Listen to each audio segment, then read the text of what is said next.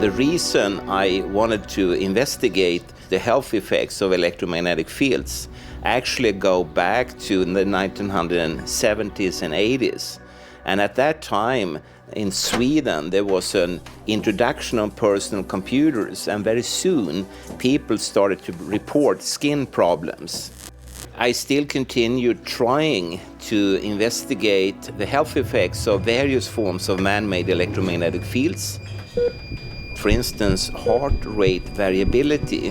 When you expose people to the microwaves, what happens then with the heart rate? Also, we had studies on the red blood cells and the formations of clumps in the blood, and also to investigate the functional impairment called electro-hypersensitivity.